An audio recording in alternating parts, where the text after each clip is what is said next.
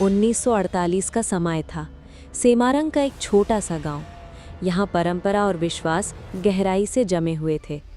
सुलास्त्री और सुद्जिमान नाम का दंपति बहुत दिनों से संतान सुख की आशा कर रहा था, परंतु उनका घर हमेशा खालीपन से भरा रहता था।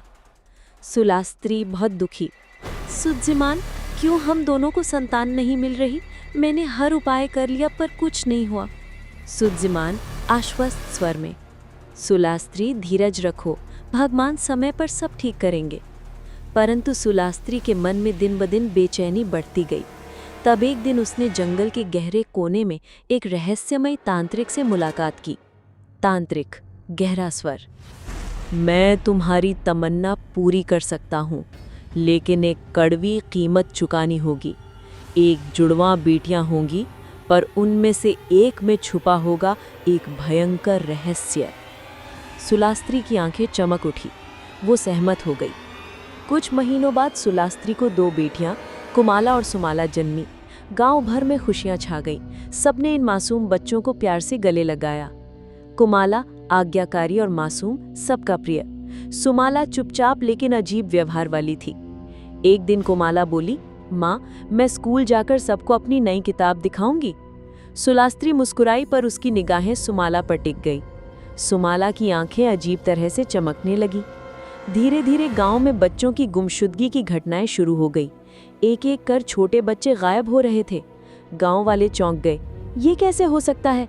डरते हुए, शायद कोई भूत है। सुलास्त्री का मन बेचैन हो गया। उसने देखा कि सुमाला धीरे धीरे अलग तरह का व्यवहार करने लगी थी। कुमाला, हम सब तुम्हें प्यार करते हैं, क्यों इतनी चुप रहती हो? पर सुमाला ने ठंडी आवाज में जवाब दिया, कुमाला, मैं अलग हूँ, मैं अंधकार की हूँ। गांव वाले तंत्र मंत्र की मदद लेने का फैसला कर बैठे। एक पंडित ने आकर मंत्र पढ़ना शुरू किया। ओम त्रयंबकम यजामहे सुगंधिम पुष्टिवर्धनम। लेकिन सुमाला की शक्ति बढ़ती गई। उसका रूप भूतिया बन गया। उसकी आंखें लाल हो गईं। कुमाला ने अपनी बहन सुमाला से विनती की, सुमाला, लौट आओ, ये गलत है, माँ भी तुम्हें प्यार करती हैं। पर सुमाला ने उत्तर दिया, मैं नहीं लौटूंगी, मैं अंधकार की हूँ, मैं अपनी राह पर चलूंगी। कुमाला की आंखें भर आईं। उसने बहुत कोशिश की, पर सुमाला के भीतर का अंधकार बहुत गहरा था। अंत में गांव के पंडित ने एक प्राचीन मंत्र पढ़ा। मंत्र के प्रभाव से सुमाला एक गहरे कुएं में गिर गई।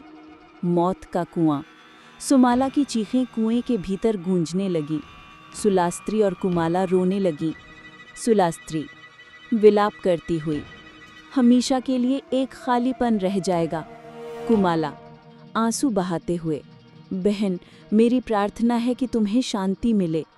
समय बीतता गया, पर गांव में कहा जाता रहा, जो भी मौत के कुएं के पास जाएगा उसे अजीब घटनाओं का सामना करना पड़ेगा। अंधकार का रहस्य हमेशा के लिए वहीं कैद था। कुछ रहस्य कभी खत्म नहीं होते।